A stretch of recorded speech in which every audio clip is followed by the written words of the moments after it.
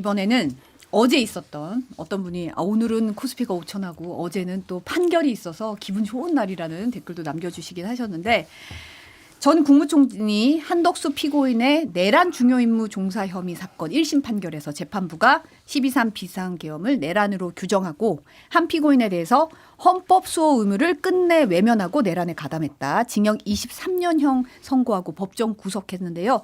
영상 먼저 잠깐 보고 얘기 나누겠습니다. 형법 87조에서 정한 내란 행위에 해당합니다. 이하에서는 12.3 내란이라고 말하겠습니다. 이러한 12.3 내란은 국민이 선출한 권력자인 윤석열 전 대통령과 그 추정 세력에 의한 것으로서 성격상 위로부터의 내란에 해당하는데 이러한 형태의 내란은 이른바 친위 구테타라고도 불립니다. 12.3 내란은 이러한 위로부터의 내란에 해당되는 점에서 그 위험성의 정도가 아래로부터의 내란과 비교할 수 없습니다. 왜냐하면 무엇보다도 국민이 선출한 권력자가 헌법과 법률을 경시하고 이를 위반하는 내란 행위를 함으로써 국민이 가진 민주주의와 법치주의에 대한 신전 자체를 뿌리채 흔들기 때문입니다. 헌법과 법률에 정한 바 없어 위헌 위법한 주장에 불과한 계몽적 계엄, 잠정적 계엄, 경고성 계엄을 당연하듯 주장하는 사람들. 지난 2025년 1월 19일 발생한 서울 서부지방법원 폭동사건과 같이 자신의 정치적인 입장을 위해서는 헌법과 법률을 쉽사리 위반할 수 있고 그 과정에서 다른 사람이 피해를 줄 수 있는 상황이 당연하다고 생각하는 사람들. 민주주의의 근본이 되는 선거제도를 정당한 근거 없이 부정하는 사람들이 있습니다. 12.3 내란은 이와 같이 잘못된 주장이나 생각을 양산하거나 그 상태를 더욱 심각하게 만들었습니다. 이러한 점에서 아래로부터의 내란에 해당하는 기존 내란 사건에 관한 대법원 판결들은 위로부터의 내란에 가담한 피고인에 대한 형을 정함에 있어 기준으로 삼을 수 없습니다. 이러한 대한민국에서 친위 구테타가 발생했다는 사실로 인하여 생긴 경제적, 정치적 충격은 기존 내란 행위와는 비교할 수 없을 정도에 이른다고 보입니다. 네, 깨비깨비님이 어제 판결문 듣다가 정말 울컥했어요 하셨는데 뭐 명문이다 이런 얘기도 많이 나왔고 사실 이제 12.3 내란이다. 위로부터의 내란, 이른바 친위 구테타라는 점을 분명히 하면서 기존의 전두환 씨 등이 이제 내란 사건 판결이 기준이 될 수 없다 이렇게 명확하게 했습니다. 두 분 어떻게 보셨어요? 우선 국민의힘에서 이게 아직 확정 판결된 것이 아니기 때문에 내란이라고 하지 마라라는 말을 그동안 많이 해왔습니다. 근데 비록 1심이긴 하지만 분명하게 법원이 법적 근거를 토대로 해가지고 12.3 내란이다라고 규정을 해줬고 이게 쿠데타라고 하는 명시적으로 말까지 했습니다. 그리고 위에서부터의 이 계엄이었기 때문에 뭐 친위 쿠데타적 성격도 있겠습니다만 이것이 사실상 이 실패하기 어려웠어요. 본인들이 유능했다면 그리고 정말 국민들이 나서지 않았었더라면 이거는 성공했으면 영원한 독재국가로 갈 수 있는 엄청난 위기였던 거거든요. 근데 이제 이 판결에서 국민들의 용기 있는 국민들이 나서줬고 군인들과 경찰들의 소극적인 저항 뭐 일부 국회의원들이라고 굳이 일부란 단어를 써서 그거에 나서지 않았던 국민의힘 의원들까지도 싸잡아가지고 비판을 했던 그런 내용들도 이제 좀 제가 좋게 봤고 그리고 어찌됐건 이제 전두환 시대라고 하는 것은 독재적 시대의 연장이었잖아요. 그런 시대의 계엄과 지금 민주주의가 굉장히 성숙도에 올라선 전 세계적으로 우러러 보이고 있는 그런 대한민국의 민주주의 성숙기 속에서 하는 계엄 이것은 당연히 다를 수밖에 없는 것이고 지금과 같은 상황 속에서 계엄을 한다는 건 대외적 신인도도 그렇고 많은 나라들이 우러러 보고 있는 점도 그렇고 또 민주주의를 그야말로 향유하고 있는 그런 국민들에게 너무나 큰 충격을 줬기 때문에 저는 이 검찰이 구형했던 것보다 훨씬 더 높게 구형을 했는데 이런 판결이 실제로 사법부에서 나왔다는 것이 저는 대단히 칭찬할 만하고 앞으로 다시는 이런 일이 일어나지 않았으면 한다는 차원에서 그 본보기가 될 수 있는 판결이 아닌가 싶습니다. 캔디님이 국민들의 마음에 후시딘을 발라주셨다 뭐 이런 표현을 쓰셨는데 어떻게 보셨어요? 엄중하게 받아들이고 있습니다. 국민의힘이 배출한 윤석열 전 대통령이 불법 위헌적인 계엄을 했고 그것에 대한 사법부의 첫 평가예요. 이것이 과연 내란에 해당하느냐 그렇지 않느냐 1심 결과임에도 불구하고 이번 판결이 주는 의미는 대단히 크다고 생각합니다. 그런 면에서 어제 박성훈 국민의힘 수석 대변인이 사법부의 최종적인 판단을 기다려보겠다라고 얘기한 것은 전 뭐 개인적으로 굉장히 유감이라고 생각합니다. 재판이 진행되는 과정에서 또 윤석열 전 대통령이 재판에 임하는 태도나 상당히 변명처럼 들리는 이 변호인단의 이야기들을 봤을 때 국민의힘이 왜 윤석열 전 대통령과 이렇게 우리들은 뭐 절연했다 이렇게 얘기하고 우리 당 소속이 아니다라고 얘기하지만 국민들이 인식하고 있는 것은 좀 다르거든요. 그런 부분과 관련해서 좀 더 단호한 메시지를 내는 것이 좋지 않았을까라는 생각이 들고 2월 19일에 이제 윤석열 전 대통령에 대한 내란 혐의 1심 재판이 있잖아요. 이번 판결과 다음번 직위원 재판부가 완전히 이 판결을 준용해서 기속력을 갖는 건 아닌 것으로 알고 있습니다만 저는 한편으로는 이 생각이 들더라고요. 직위원 재판장이 굉장히 마음이 홀가분해졌겠다. 왜냐하면 이진관 재판부에서 이 한덕수 전 총리에 대해서 구형보다 높은 23년형이라는 아주 중형을 선고했기 때문에 직위원 재판부도 이 일부 감경 사유가 있을 것 같은데 라는 생각을 하다가도 이 레퍼런스가 정해지다 보니까 아마 2심 재판도 상당한 중형, 그러니까 상당한 중형이라는 건 사형을 구형했기 때문에 뭐 어떤 분들은 이게 유기징역 몇 년형으로 줄어들 수도 있다라고 예상했었는데 이제 최소한 무기징역이 예고된 거 아닌가라는 생각까지도 같이 해봤습니다. 지금 사실은 이제 형량 감경 주장하는 논리가 뭐였냐 하면 이번 계엄으로 사람이 죽지 않았다. 뭐 인명피해 없었다. 계엄 시간이 길지 않았다. 이런 논리를 댔는데 거기에 대해서도 아주 조목조목 사실관계에 대해서 질타를 했거든요. 이 부분 영상으로 준비했습니다. 12.3 내란 과정에서 사망자가 발생하지 않았고 내란 행위 자체는 몇 시간 만에 종료되긴 하였습니다. 그러나 이는 무엇보다도 무장한 계엄군의 맨몸으로 맞서 국회를 지킨 국민의 용기에 의한 것입니다.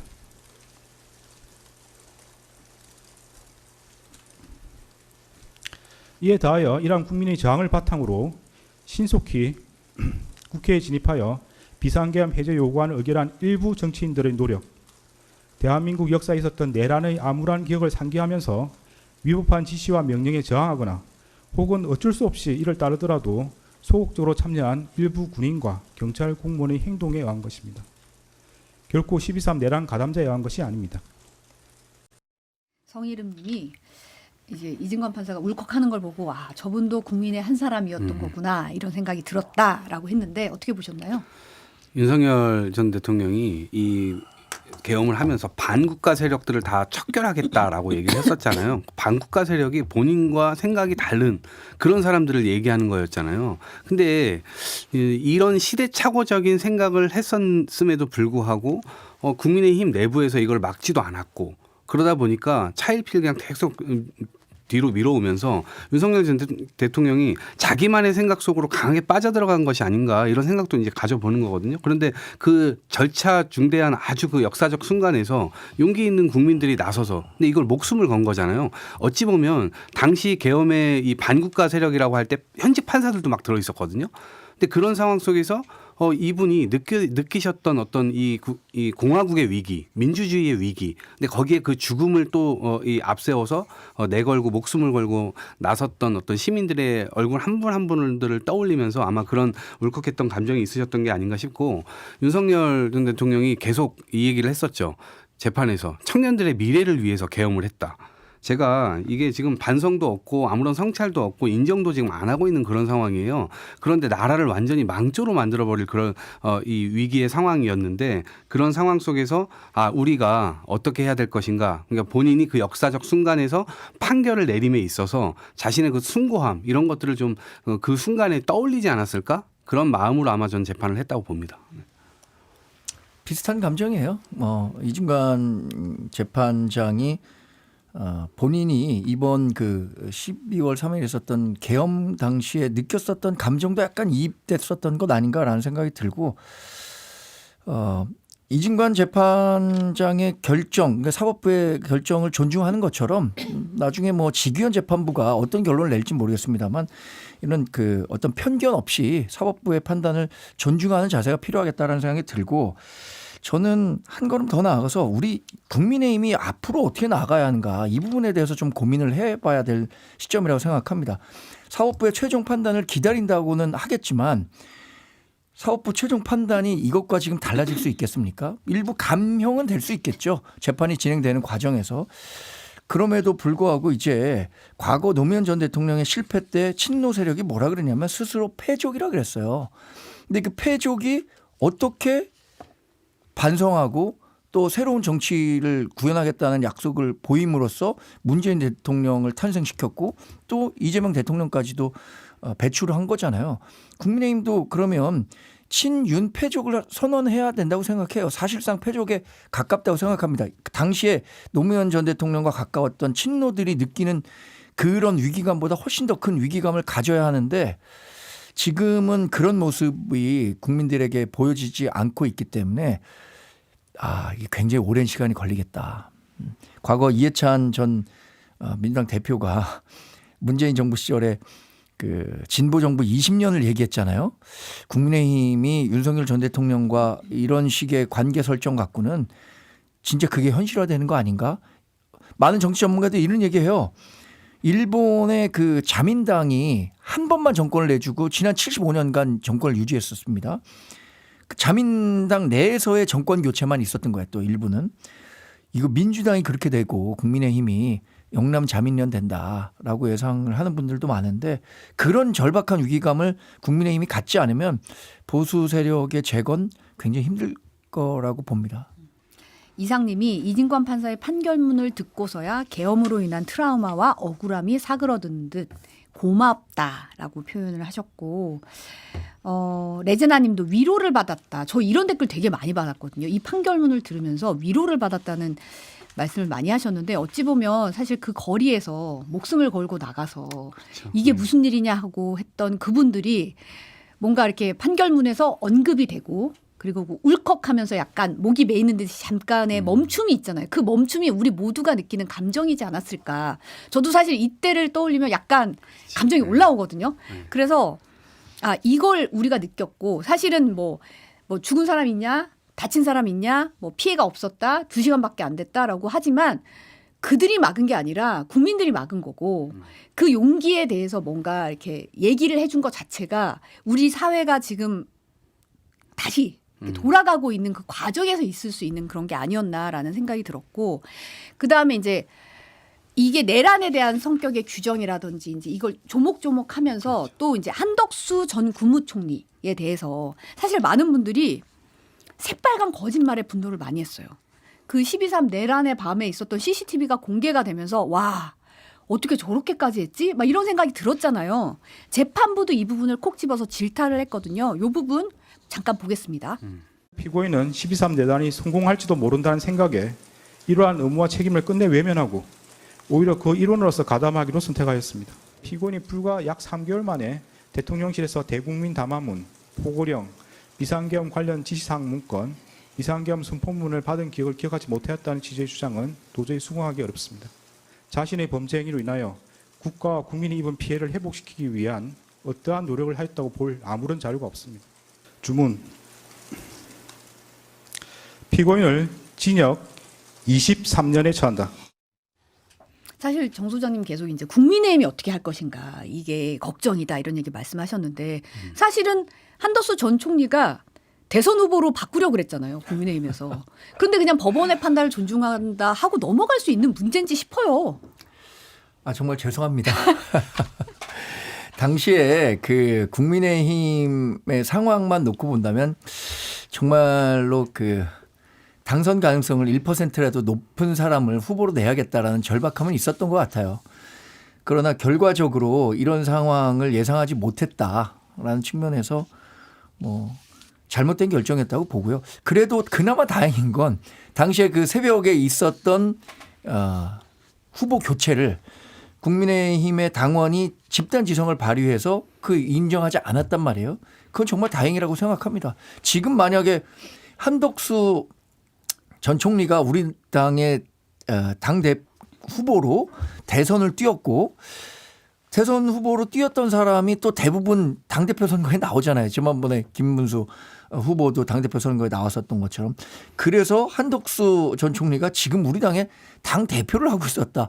이랬다면 어땠을까요? 정말 상상하기 어려운 일이고 모든 면에서 여튼 국민의힘이 반성할 부분이 많다고 생각합니다. 저는 이런 반성에서 시작해야 국민의힘이 다시 일어나지 이 반성이 제대로 된 반성이냐, 제대로 된 사과냐라는 의심을 단 뭐 몇 명의 그 국민이라도 하고 있는 상황에서는 재건하기 어렵다고 보거든요. 그런 측면에서 그 오늘 장동혁 대표가 단식 멈추겠다고 했잖아요. 뭐 실제로 멈추지는 않았습니다만 아직.